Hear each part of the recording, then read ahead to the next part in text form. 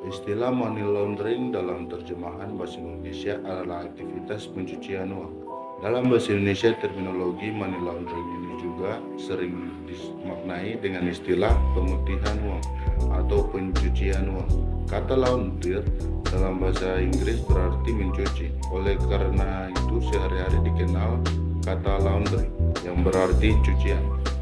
Dengan demikian, uang ataupun hasil kekayaan yang diputihkan atau dicuci tersebut adalah uang atau harta kekayaan yang berasal dari hasil kejahatan. Sehingga diharapkan setelah pemutihan atau pencucian tersebut, uang atau harta kekayaan tadi tidak terdeteksi lagi sebagai uang hasil kejahatan, melainkan telah menjadi uang atau harta kekayaan yang halal seperti uang bersih ataupun aset-aset berupa harta kekayaan bersih lainnya. Untuk itu, yang pertama dilakukan dalam kegiatan money laundering adalah upaya menyamarkan, menyembunyikan, menghilangkan, atau menghapuskan jejak dan asal-usul uang dan atau harta kekayaan yang diperoleh dari hasil tindak pidana tersebut. Dengan proses kegiatan money laundering ini, uang yang semula merupakan uang haram atau dirty money diproses dengan pola karakteristik tertentu sehingga seolah-olah menghasilkan uang bersih, clean money. Secara sederhana, definisi pencucian uang adalah suatu perbuatan kejahatan yang melibatkan upaya untuk menyembunyikan atau menyamarkan asal-usul uang. Dasar Hukum Indonesia, Undang-Undang Nomor 8 Tahun 2010 tentang Pencegahan dan Pemberantasan Tindak Pidana Pencucian Uang. Tujuan pencucian uang yang pertama mengaburkan jejak uang hasil kejahatan, lalu yang kedua menikmati hasil kejahatan tanpa dicurigai, lalu yang ketiga memasukkan dana ke sistem keuangan legal, lalu yang keempat mendanai kegiatan ilegal atau bahkan aksi terorisme. Tahapan pencucian uang money laundering secara umum terbagi menjadi 3 tahap utama, yaitu placement atau penempatan.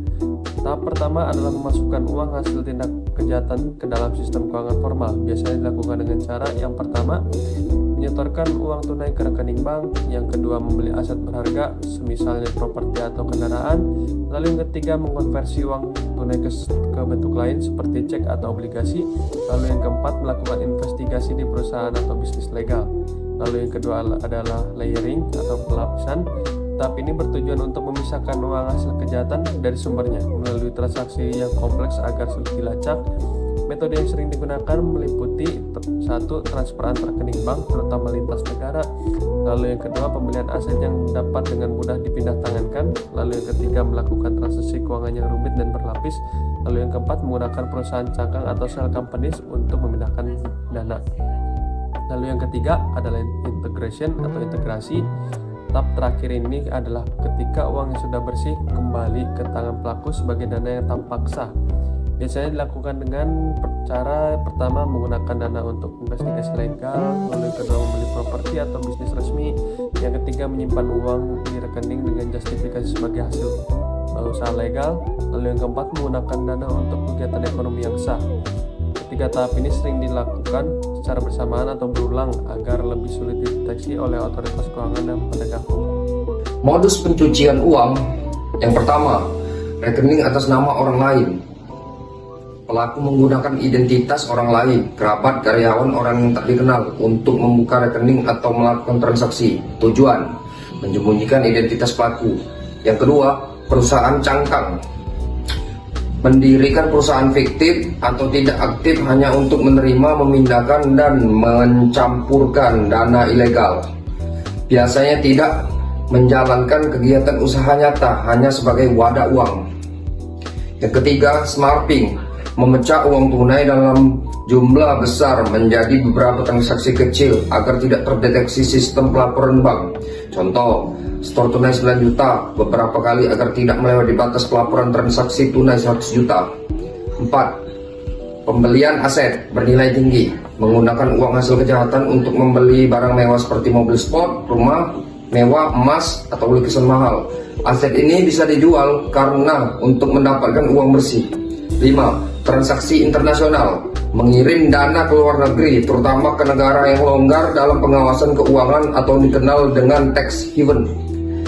Dana bisa kembali ke Indonesia seolah-olah sebagai investasi asing.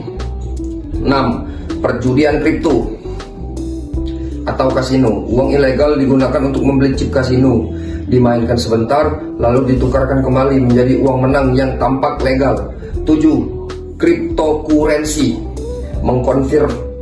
mengkonversi uang tunai ke kripto seperti Bitcoin lalu disimpan ke dalam wallet anonim atau dikirim ke luar negeri. Sulit dilacak karena bersifat terdesentralisasi dan private. 8. Faktor palsu, membuat transaksi dagang palsu dengan nilai yang dilebih-lebihkan atau dibuat seolah-olah ada transaksi nyata antara dua perusahaan digunakan untuk melegalkan aliran dana dari satu rekening ke rekening lain. 9. Donasi atau lembaga amal, menyalurkan uang hasil kejahatan melalui yayasan atau lembaga amal sebagai donasi padahal digunakan untuk kepentingan pribadi atau ilegal. Dampak pencucian uang. Dampak pencucian uang terhadap sektor ekonomi. Yang pertama, merusak sistem keuangan nasional. Uang haram yang masuk ke sistem legal dapat menciptakan ketidakseimbangan dalam pasar dan sistem moneter. Kedua, mengganggu stabilitas ekonomi dan nilai tukar. Aliran dana yang tidak jelas sumbernya bisa menyebabkan inflasi, fluktuasi kurs, dan bubble ekonomi. Yang ketiga, menurunkan kepercayaan investor dan pelaku usaha legal. Jika sistem keuangan dipenuhi dana ilegal, pelaku usaha yang jujur akan enggan berinvestasi. Keempat, mengganggu persaingan usaha. Pelaku usaha yang mencuci uang bisa menawarkan harga lebih murah karena modalnya bukan dari proses bisnis yang wajar. Dampak terhadap sosial dan masyarakat. Yang pertama, mendukung kejahatan terorganisir. Dana hasil pencucian uang sering digunakan untuk membiayai narkotika, perdagangan manusia, senjata ilegal, hingga terorisme. Kedua, meningkatkan kesenjangan sosial. Pelaku kejahatan hidup mewah tanpa sumber penghasilan yang jelas, yang menimbulkan kecemburuan dan ketidakadilan sosial. Yang ketiga, menurunkan etika bisnis dan moral masyarakat. Orang-orang mulai menilai kesuksesan dan kekayaan tanpa melihat cara memperolehnya, mendorong pola pikir yang instan dan primitif. Contoh kasus pencucian uang di Indonesia yang pertama adalah kasus dari Indra Kents, seorang selebgram dan afiliator aplikasi Binomo, dikenai pasal pencucian uang karena menyamarkan dana dan investasi bodong. Kemudian ia divonis 10 tahun penjara dan denda sebesar 5 miliar. Aset-aset mewah seperti mobil, rumah, jam tangan disita oleh negara. Kemudian kasus Rafael Aluntri Sambodo, mantan pejabat pajak dengan kekayaan yang tak wajar, dengan mengalihkan hasil gratifikasi melalui perusahaan cangkang. Terlibat tindak pidana pencucian uang karena menyembunyikan asal-usul harta. Kemudian kasus TPPU ex Bupati Langkat, jadi terlibat kasus korupsi dan hasil uang suap digunakan untuk membeli aset pribadi yang diselidiki oleh KPK dan PPATK karena adanya upaya menyamarkan kekayaan. Upaya pencegahan di Indonesia yang pertama yaitu upaya dari pemerintah.